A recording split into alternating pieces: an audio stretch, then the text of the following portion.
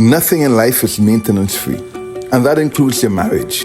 In fact, the best marriages are those where a couple invests time, effort, and money to keep the sparks flying, the romance going, and the relationship strong. Join us for this workshop, A Tune-Up for Your Marriage, on Saturday, February 18th at 4:30 p.m. at the West Wilmington Seventh Adventist Church, where you shall receive tools and techniques. Actually give your marriage a well-needed tune-up. See you there.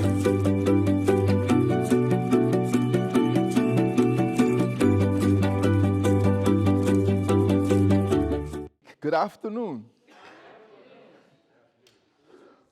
Welcome to this program of A Tune-Up for Your Marriage. My hope is that everyone here would be inspired, encouraged, and you would have felt it was a real good investment of your time this afternoon. Before we begin, I'd just like to invite us all for a moment of quiet reflection and prayer.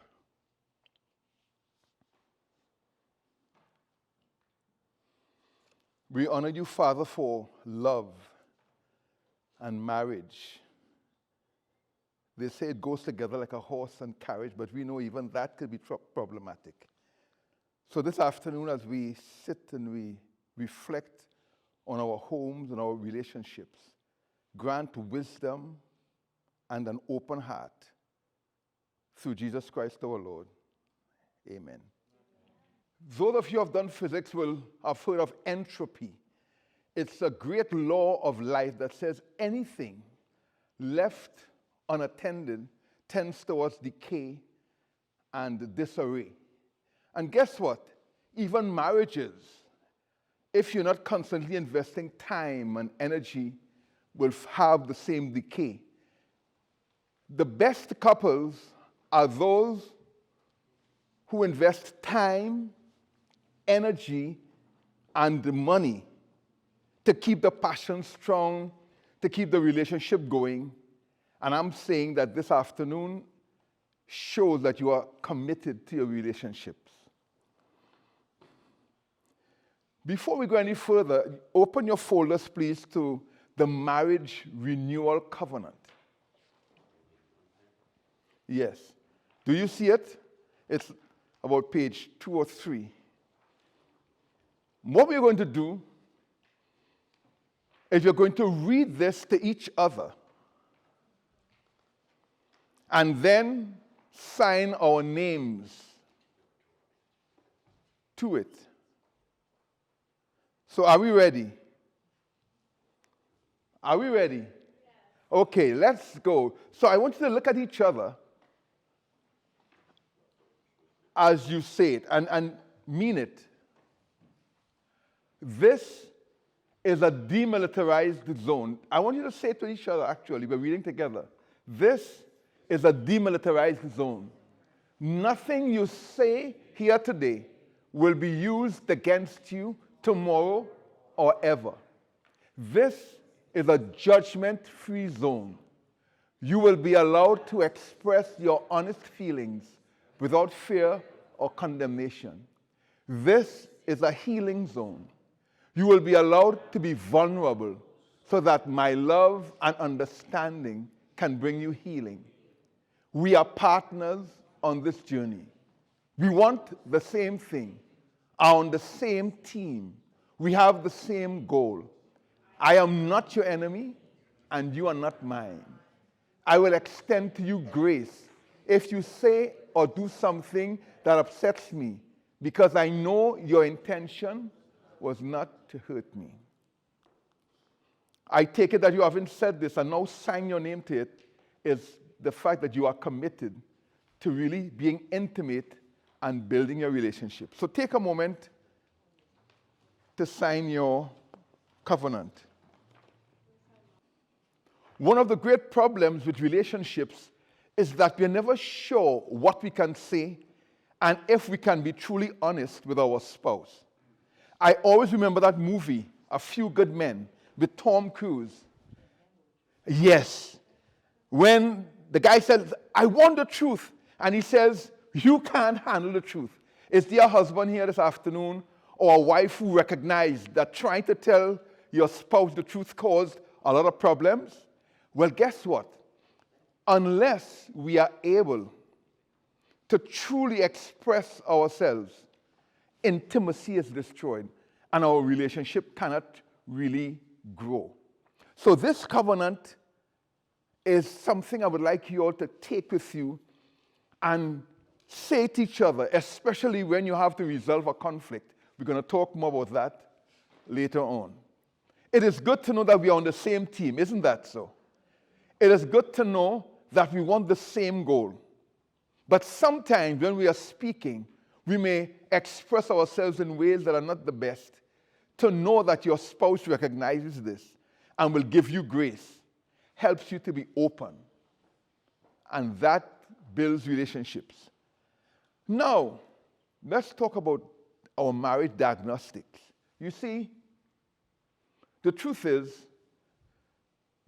unless we are periodically assessing our relationships, we may miss patterns of behavior and connections that could help us to identify problematic areas in our relationship.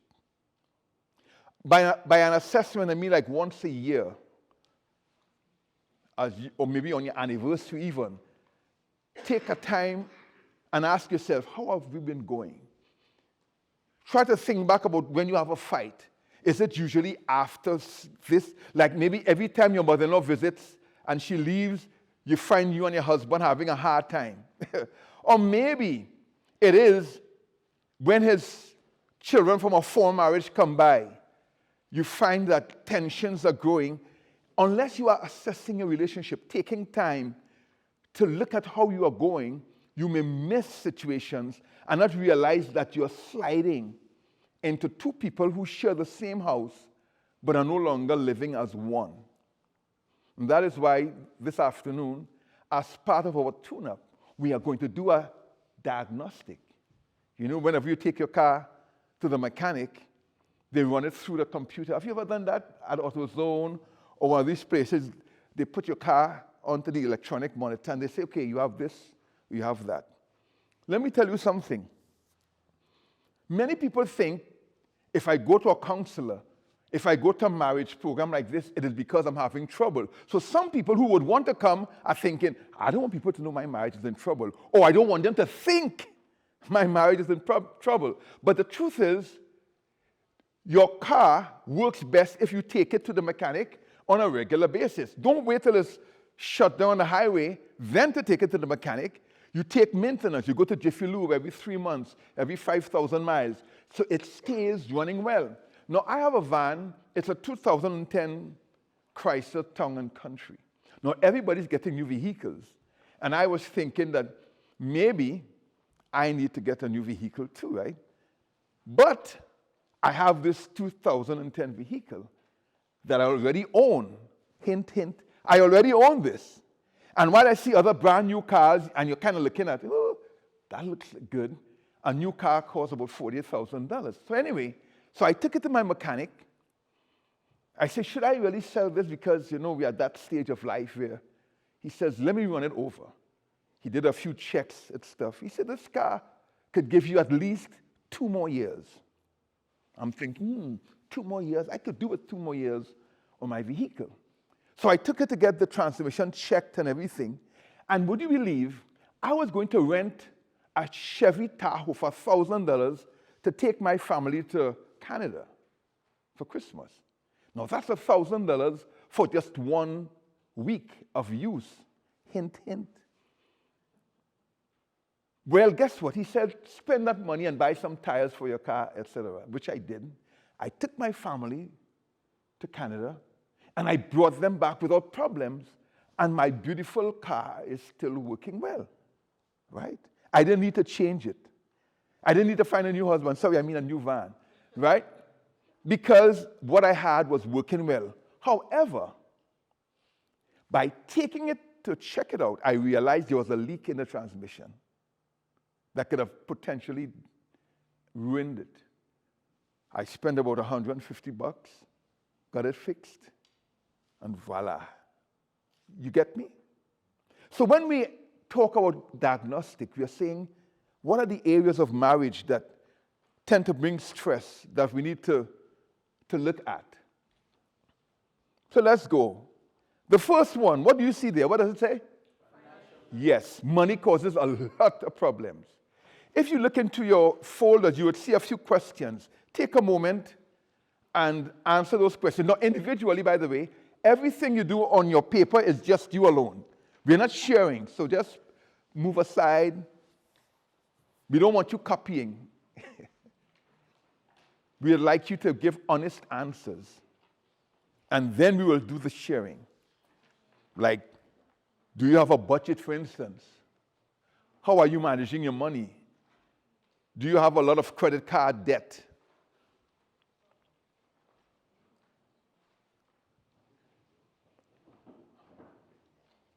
Money problems, I should say, ruins many relationships. Cause divorce sometimes. Do you know that even as great as, or even greater than infidelity, that is, your husband or your wife having an affair, money can do more to ruin your marriage if not handled properly? Children. Children are the greatest joy and the greatest woe of a marriage. Children can ruin a marriage. So check that out. The more children you have, the more stress. The more unruly they are, the more stress. The less united you are with your spouse as to how your children should be disciplined and trained, the greater stress. Remember that. Children are a great joy, but they can tax your relationship. Those of us who already have grown children are probably thinking, I dodged that bullet. But I see some of you have young children. And I've seen homes where the husband thinks I should spank and the wife says no. The husband thinks, or the wife thinks, it's okay for the children to watch an hour more of TV. The husband says no. And you struggle, and the children growing up in that relationship become more unruly, and it causes stress. What about health? That's another stressor as well. Poor health. One person wants to exercise and keep their beach body, and the other doesn't mind looking like the balloon that was shut down. And so what happens? We start parenting each other's health. Don't eat that. Take that away from you. Hiding stuff to eat. Hiding to eat your cookies and stuff like that. All of that begins to create resentment and irritation and aggravation. So if you find yourself parenting your spouse's health, you may need to talk about that. Family crises, the loss of a job. Your mother-in-law is moving in. You have to move for a new job. Someone gets ill, really sick. These create stress.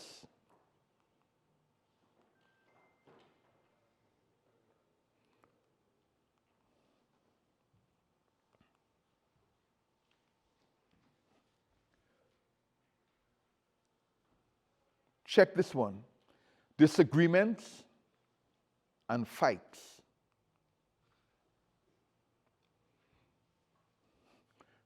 Do you know how to resolve conflict? Or do you ignore and downplay situations? Or does every discussion becomes a big fight? I tell people, make up as soon as possible, because the longer you are angry, the longer you are angry. And many times, a small aggravation or resentment, if not tended to early, begins to grow and create a wedge in your relationship. And these things are not always seen immediately. Sometimes it takes years, but this underlying resentment is just there, preventing true intimacy. And let's be honest, who can really make love if you're angry and resentful towards your spouse?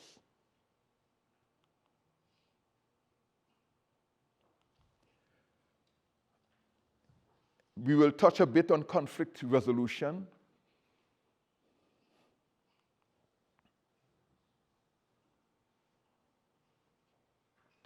And learning to communicate. Did you know, check, about 85% of problems, what number did I say? I didn't hear you. Of problems in a relationship could be avoided if couples knew how to communicate effectively. Check this statistic. Read that for me, please. What does it say?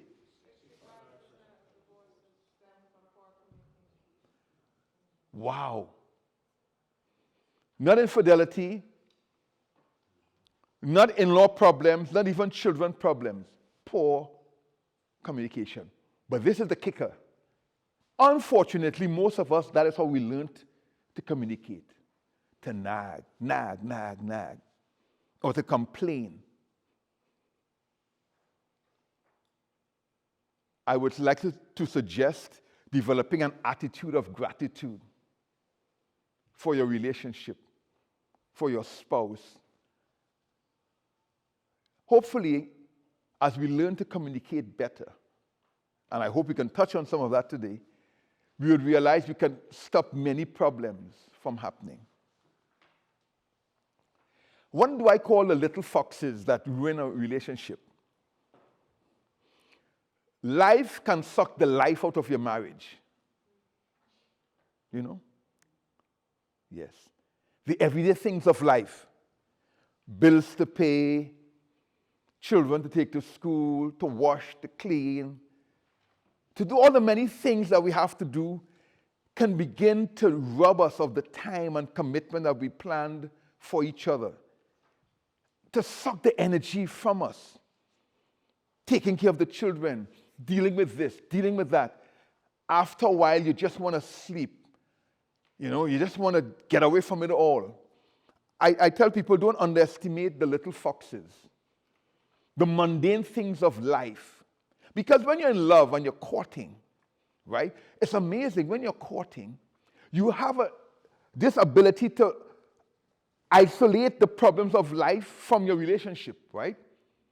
Because when I'm meeting with Tony, or when I'm meeting with Sheila, I put everything to the side. In fact, I fix everything in order to spend an afternoon together. And so those 2 hours we spend, or 3 hours, are so precious.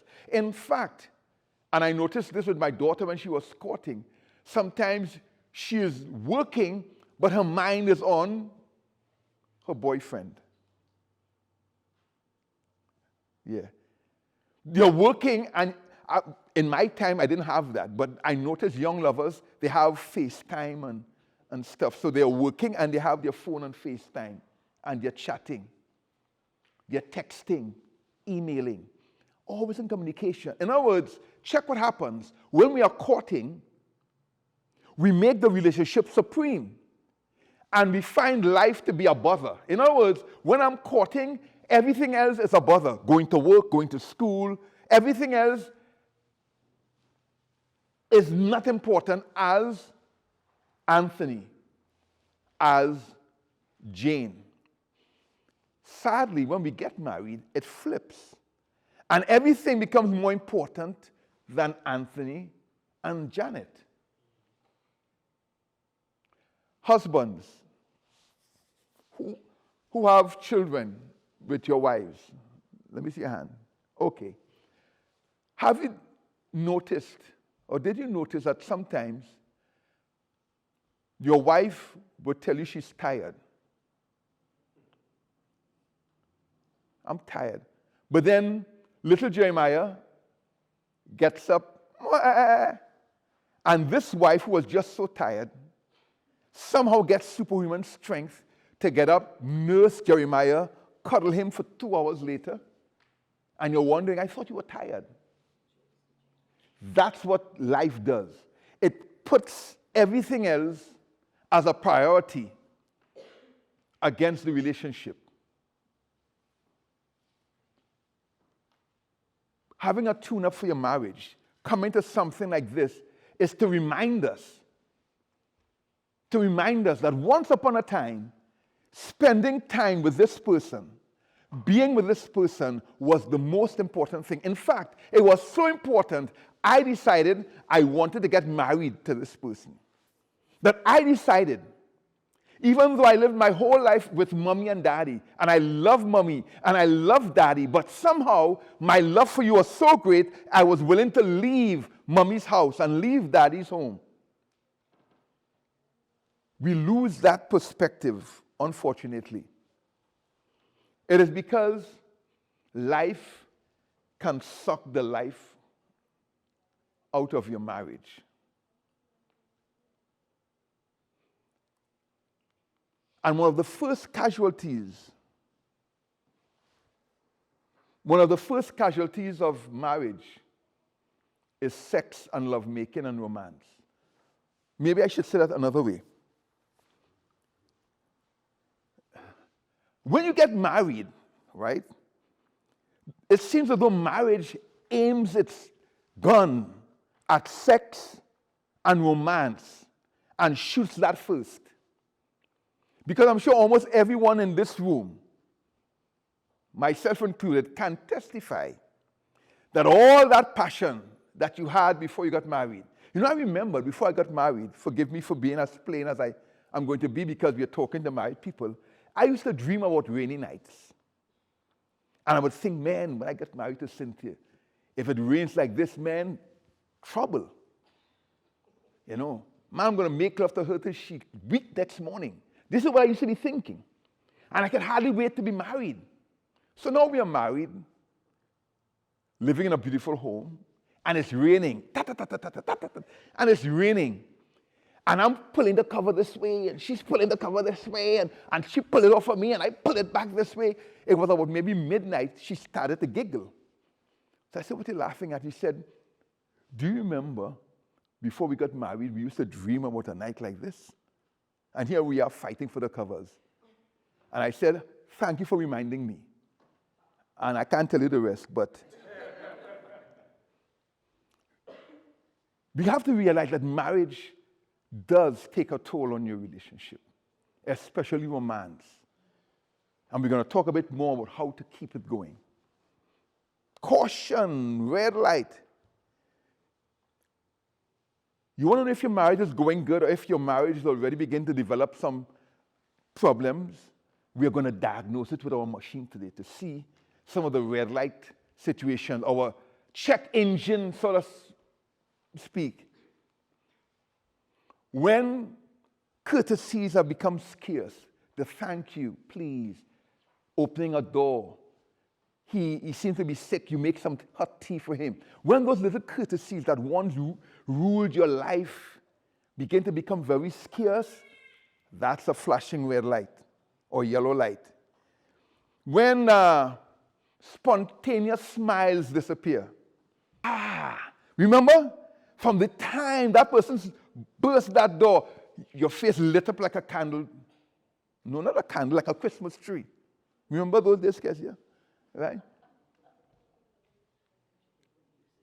You just live to see that person. When those begin to disappear, not only that, when there is more censure and criticism than affirmation, your marriage is beginning to grind and to groan. Because before, everything she did was wonderful. Everything, she baked a cake for you and it came out tasting like a mud pie.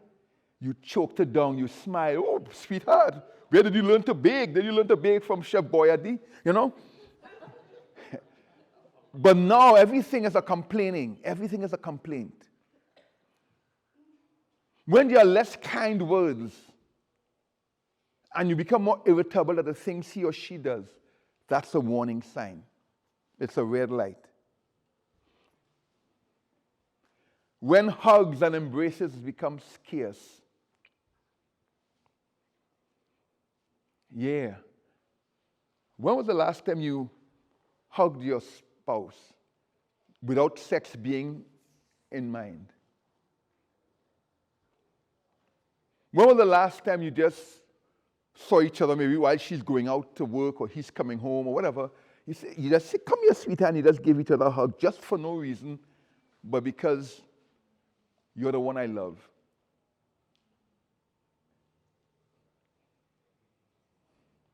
When was the last time you sent your husband a sexy text or just a warm text? "Sweetheart, thinking about you. Hey, babes, you know, you're really such a beautiful woman. Halle Berry has nothing on you." When was the last time you just sent a lovely text? Do you feel awkward now if you read your old letters or love notes? Does it make you feel a little awkward now to say to your husband or your wife? All of these are little yellow lights flashing that your relationship is becoming just, two people living together. We're not fighting. We don't hate each other. But that passion, that love that made this special is dying.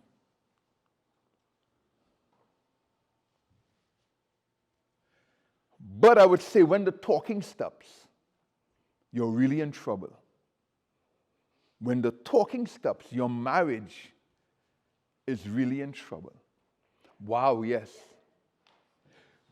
Do you know what I realized, Trish? Friends love to talk. Do you realize that friends love to talk? In fact, friends look for opportunities to talk. They talk whether there's something to talk about or not. They talk when they meet. They talk on the phone. They talk when they're saying goodbye. Then they get home and they talk again. In fact, for many of us, it was talking that caused us to fall in love. You just like to talk. You would chat about everything and about nothing. I remember when I was courting Cynthia, I would go to visit with her, and those 2 hours would feel like 2 minutes because she had to go to work next day. No, I had to go to work next day as well, but I didn't mind staying up late. But if I had a watch that would beep on the hour, so she would kind of calculate, you came at 8, it beeped, that's 9. The second time it beeped, she knew it was 10, and she would say, I got to go to bed. So after a while, I started putting my hand behind my back so she wouldn't hear the beep because it seemed as though I just came and now I've got to leave. That's the kind of joy of just being with someone you love. We talked. Friends love to talk. Now, I remember one day I went to visit with Cynthia and she wasn't ready yet. And her mother came out, wonderful Mrs. Joe came to chat with me while Cynthia was getting ready. Hi, Skip. Hi, Miss Joe. How are you doing? Oh, I'm fine. And you? It's about maybe 15 minutes. It felt like 15 years. Yeah, and I was just, Lord, please make it stop. But when I'm with Cynthia, right, 5 hours felt like 15 minutes. Which means, if you are not having conversation like was mentioned, like this couple just chatting and laughing, chit-chatting, your relationship is dying. I'm telling you, when the talking stops, again, I'm not talking about, don't forget to pick up the children. By the way, the bill came. Your grandmother called. Pastor mentioned that Sister Mary is sick. That's not what I'm talking about. I'm talking about that sharing a joke. While she's in the kitchen, you're there and you're giggling and laughing and sharing some conversation. I'm talking about she comes home and says, guess what happened on my job today? You never believe this. Mary came. And Mary, remember Mary? I told you about Mary last week. And you listened, yeah, really, about Mary. If that is dying, if that has died, and now the only communication is about the children, the bills, the house, and everything else, your relationship is dying. It's a warning sign. My hope is that having seen this workshop, you would have been able to gain from it something for your marriage. Again, your relationship is unique. Some of the things here may apply to you, some may not. It is up to you to decide which areas best apply and to put them into practice. Remember, this can only be useful if you apply them. But if you do, you will have a long, happy marriage. May God bless you.